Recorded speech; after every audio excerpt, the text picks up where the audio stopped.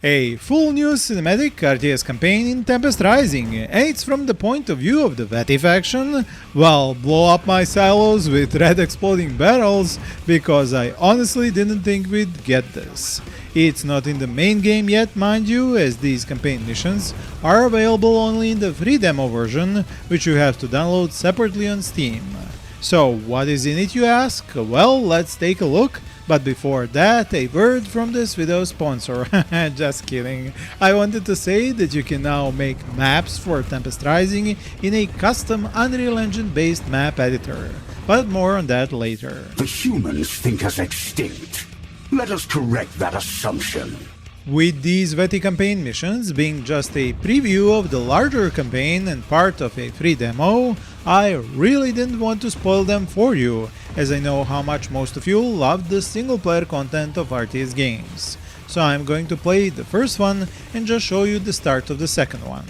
If you think this is not a good approach and you would rather see me play all of them, let me know in the comments and I can try and do a live video playthrough. Anyway, the first thing I have to commend the developers for, and there will be a lot of that in the showcase, is the option to actually play the campaign using the latest multiplayer balance changes.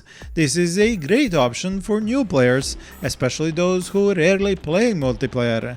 It is an opportunity to make a step closer to actually joining the multiplayer community after finishing the campaign. On top of that, the players who like to play multiplayer will find themselves on familiar ground in the single player campaign, with units having the same capabilities as they do in multiplayer. It is an attempt to bridge the gap between SP only and MP only RTS gaming audiences, and I can only applaud the devs for it.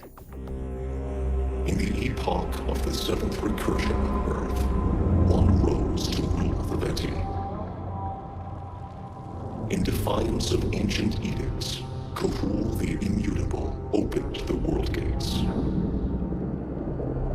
Distant colonies fell beneath his heel, their harmonies silenced, their tempest devoured.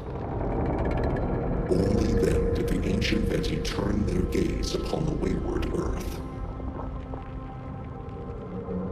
In their wrath, they bound the Immutable One to a dimensional prison.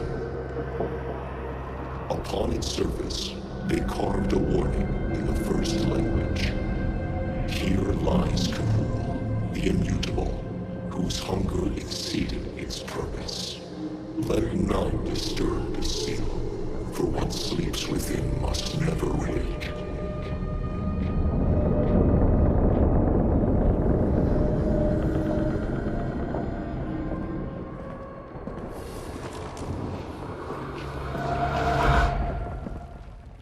Yet in defeat, not even the Immutable can be wholly contained. Critical stasis failure. Temporal displacement. 9,827 Earth cycles. Cognitive reintegration. 67%. Do you hear me, Nakam? You have slumbered for too long. I am Urakan, Warkeeper of the Third Resonance. Heed me. Your mind is imprisoned inside a human military compound. They dare study us like relics. Admittedly, this is not untrue. Stasis field collapse imminent. There is no time. You should now have operational command over all functional Veti war machines. The humans think us extinct. Let us correct that assumption. This GDF research facility seeks to plunder the secrets of our dormant war machines, seize control of our Wardens, and reclaim our abandoned stronghold. Repossess the Ziggurat and War Assembly to build your forces. The GDF scramble to contain what they have foolishly awakened. Enlighten their soldiers and reduce their construction yard to rubble. Make them comprehend. We are not relics to be catalogued. We are the reckoning they bring upon themselves. As you can see, Armoy and Doctrines are part of this campaign too, and you will earn points and unlocks after each successfully finished mission. Now, starting from inside, a bunker felt like a throwback to some awesome old RTS campaigns, and I really enjoyed seeing it. This is just the latest content inspired by previous RTS games, and you can see my comparison video of the Veti faction with the Massari from the Universe at 4 Earth Assault as a link up here and down in the description.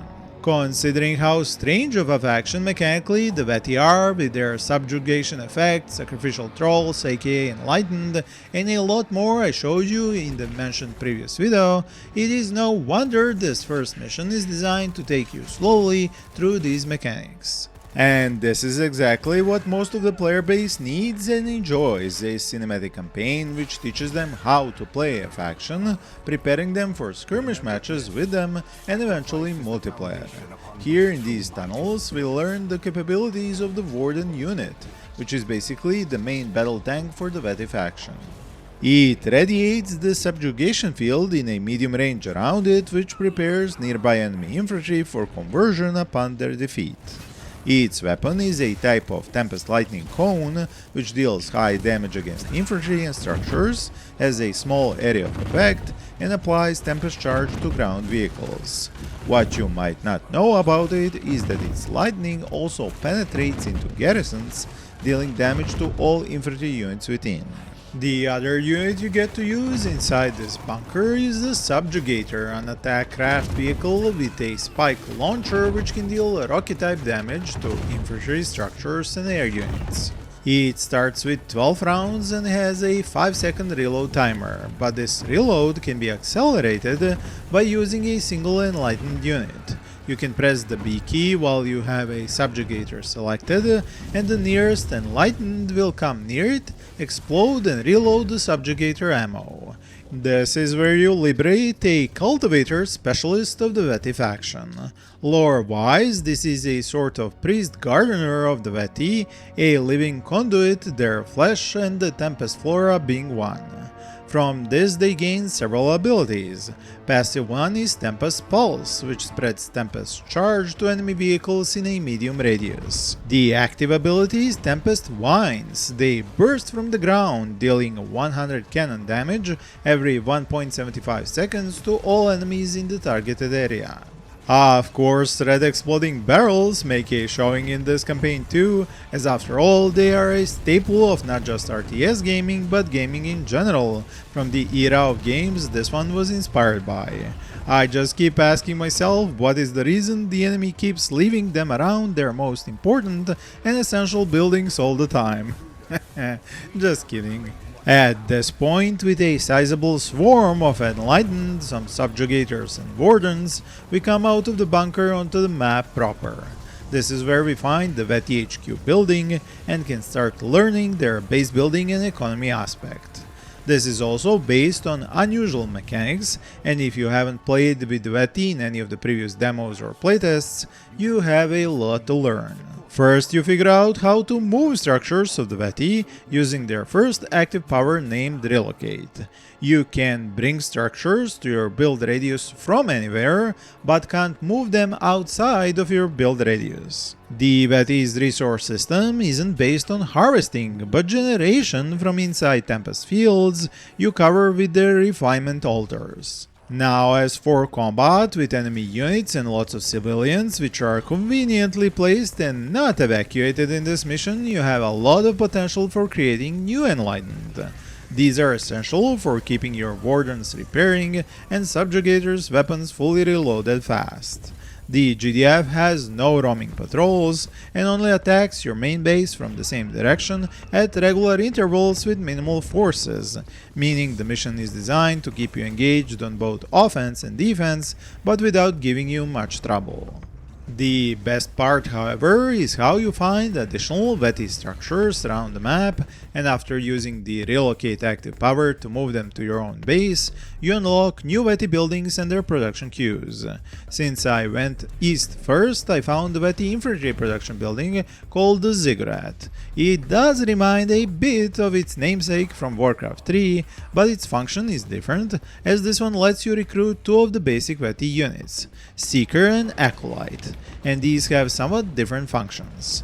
Acolytes are armed with the Energy Catalyst Disc, which deals cannon damage type to both ground and air enemy units. There is also a 40% bonus on it if the target is already affected by Tempest Charge. Charge you can inflict on enemy units with the already mentioned Tempest Pulse, passive ability of the Cultivator Specialist, and Tempest Lightning Cone of the Warden unit. This is how Veti units complement each other and why you benefit from having a varied army build with a lot of different types of units. Also do note that Veti units can themselves be affected by Tempest Charge. As for the Seeker infantry unit, it is armed with a Phantom Caster which hits enemy units with a grenade that deals explosive damage, meaning it can only hit ground targets but deal a lot of damage to enemy infantry and structures.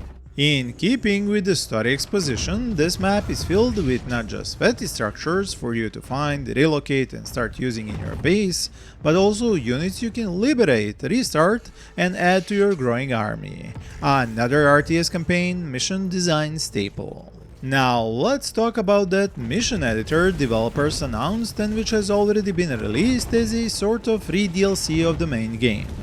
To start making maps for Tempest Rising, you first download the Unreal Engine, then install the Map Editor DLC, and if you're not familiar with this tech, you spend some time reading the Map Editor guides. You will also need to download the Steam CMD from Valve to be able to publish maps. But as you can see in the workshop section of Tempest Rising, some players have already tried it out and produced some early and raw maps, but the floodgates are open, so remember to visit the workshop from time to time to check out what's new and leave a comment and rate new content. Going back to this first Veti mission, once you liberate and relocate the war assembly structure, you can start to produce more of your own Veti vehicles, which you have learned about so far in this mission.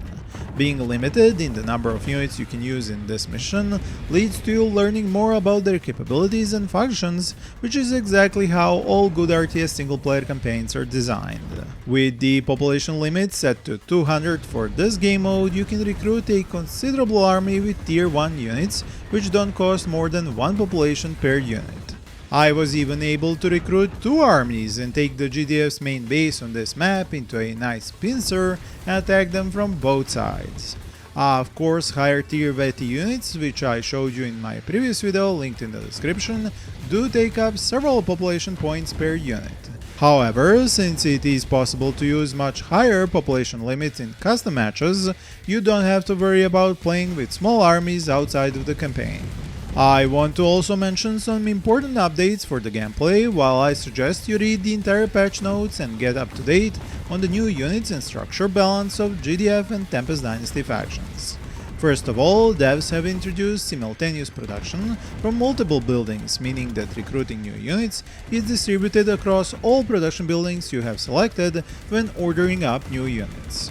The Spectator mode got a host of new options and updates, while the multiplayer ladder was reset. Even more importantly, Tempest Field Regrowth was changed with the aim to make longer matches feel more satisfying. More specifically, Tempest Field Root Node and Large Root Node Regrowth was increased around 10% for all Tempest Fields on multiplayer maps. Anyway, as the first mission was finished, I unlocked 2 doctrines from the Subjugation tree and added the Fearsome Visage upgrade in the armory so my Enlightened units can debuff enemy units they hit in combat. I really enjoyed the way this mission was made and its quality single player content to be sure, so make sure to download this demo version and enjoy it for yourselves. It is only in the second mission that we start to learn how to use the Caretaker Veti unit and the Ascension Anchor. I already explained these in detail in my previous video, so check that out and let me know what you think of this new gameplay and additions like the map editor for Tempest Rising. Thank you for watching and happy gaming!